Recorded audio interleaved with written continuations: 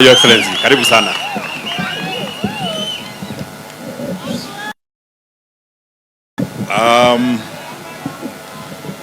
And we are Rigathi Gachagua, Your Excellency, the second Deputy President of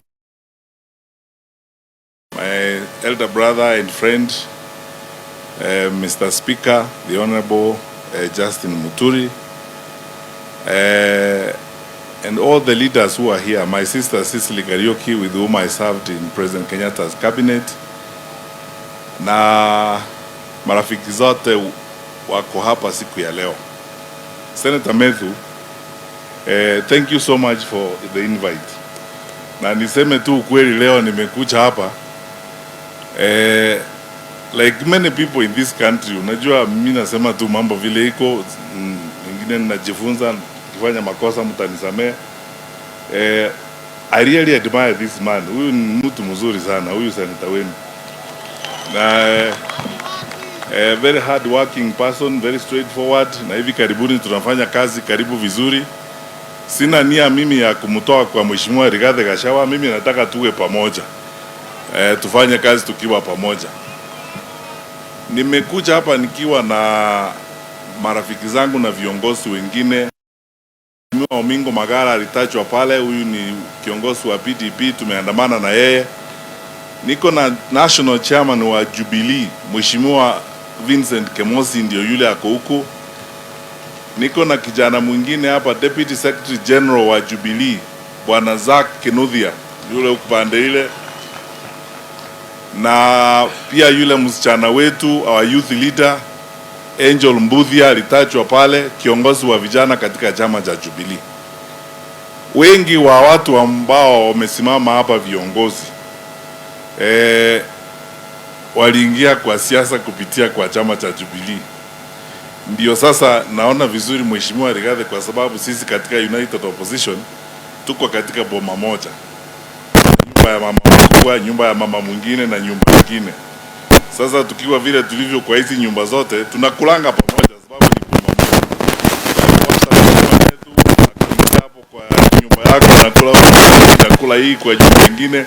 Sisi tuko timu moja. Tutafika wakati ule tutakubaliana vile tutaenda mbele tukiwa pamoja.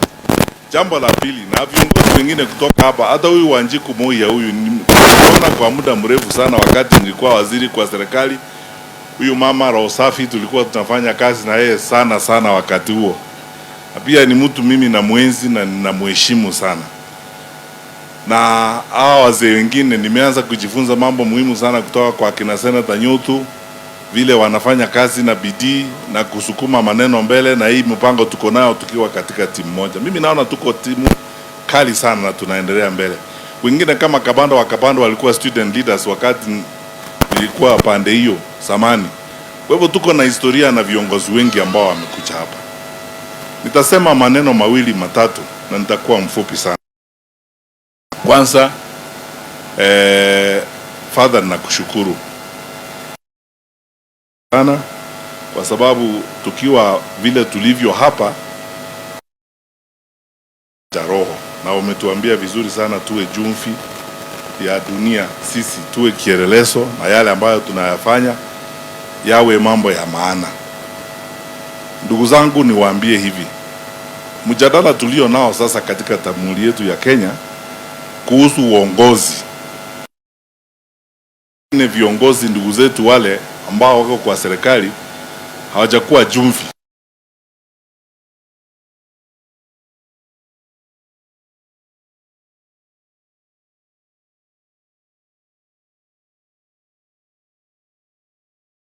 I want our national leaders to understand this.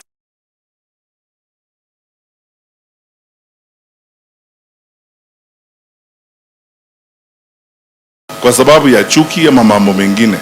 Mambo mengine yako wazi na tutazungumza wazi hadharani, kila mtu akiona haya maneno. Kwa sababu wewe jiulize, kwa nini tunasema tubadilishe serikali? Na ndio nataka wale viongozi wa serikali waache kuwadanganya wananchi.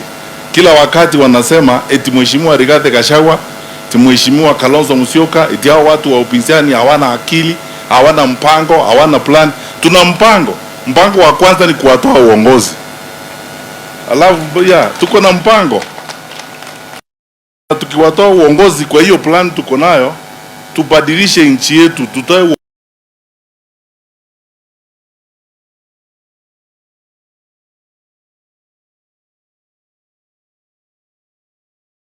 eti watoto wameingia shule 100%.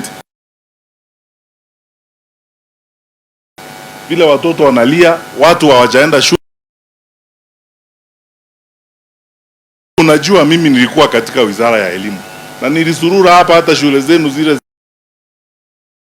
Jabidi boys hapa nini, kuhakikisha kwamba watu wazicheze na watoto wetu na wazicheze na kazi, tulinde, tuhakikishe kwamba kila kitu iko sawa. Sasa huo mchezo tulikuwa tunapigana nao wakati huo ndio umerudi sasa saa hii, wakati viongozi wa serikali hawana haja na kutumikia wananchi. Sisi tunataka serikali. Mtu akituuliza kwa nini tunataka mabadiliko, tunataka mabadiliko kwa sababu tuna mpango wa kuleta uongozi bora kwa nchi yetu. Turekebishe elimu, turudishe free primary education, turudishe free day secondary education, wanazazi na watoto wasihangaike, turudishe NHIF, tutengeneze mambo yetu ya afya, ili hii shida tuko nayo ya afya tuisuluhishe. Ningependa kuzungumzia mambo haya mawili. Kwanza, haya mambo ya kuajiliwa kwa walimu. Hawa viongozi wako hapo wa kisiasa wanaelewa. Sasa imekuwa mambo ya aibu, eti walimu wanaandikwa kutoka kwa ofisi ya rais. Ukiwa rafiki wa hiyo ofisi unaenda pale, unapewa barua, unaenda kualika walimu. Sasa kama Wanjiku Muya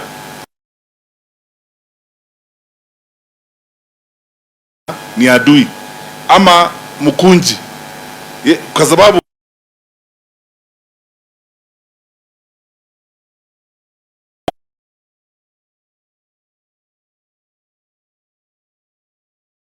pana mtoto kutoka hapa Njabini ako na haki ku apply aende andikwe kuwa mwalimu. Na mambo haya ya ufisadi kwa serikali ambayo inajulikana, tunaelewa. Tunataka viongozi wetu wa kitaifa wajue hivi, haya sio maneno tunafanya kwa sababu ya sarakazi. We are not engaged in public entertainment. Tunaelewa serikali and we understand what is happening. Walimu, teacher union, vile mmesikia hapa mheshimiwa wamesema wanataka withdraw 400,000 teachers. Ukiangalia budget line, insurance cover ya walimu ni 17 billion. Na vile ilifanywa, wale ambao walipewa hiyo kandarasi kufanya ni makampuni ya wakubwa wawili kwa serikali hii wa kitaifa.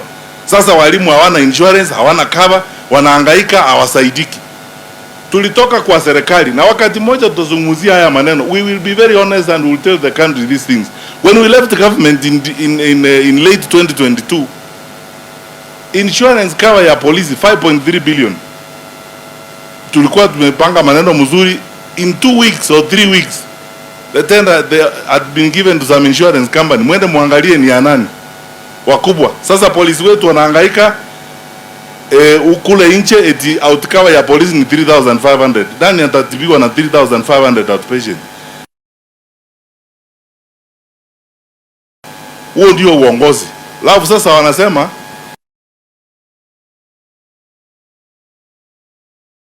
kubwa, akili ile ni ya kupora pesa ya wananchi.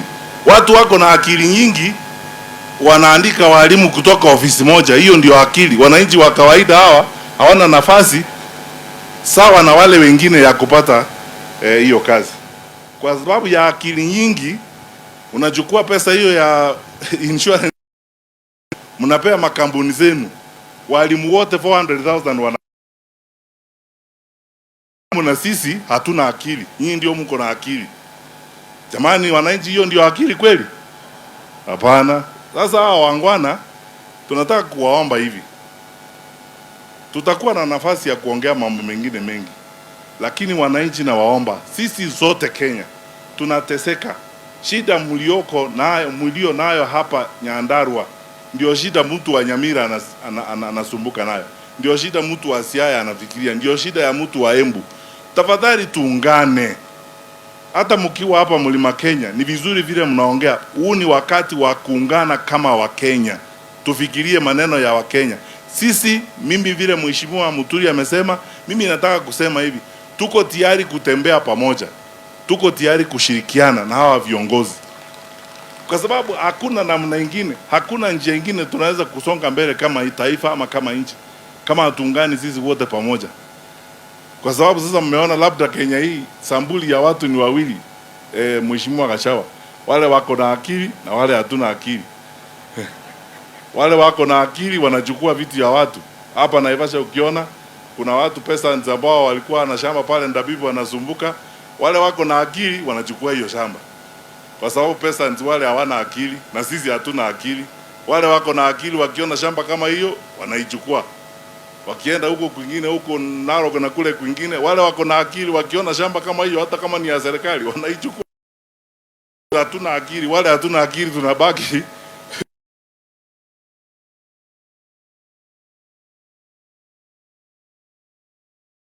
ya mwisho. Uchaguzi umeanza na tutaanza,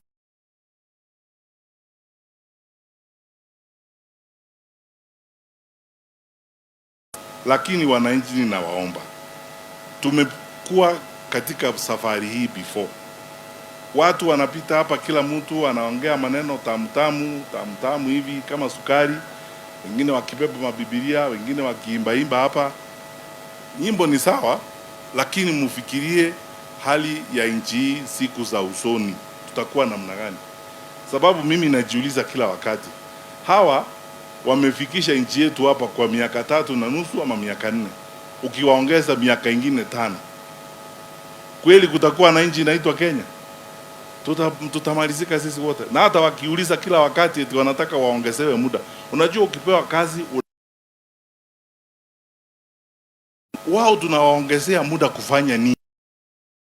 Yaani tunawaongezea muda watoto wetu waendelee kukaa nje ya shule.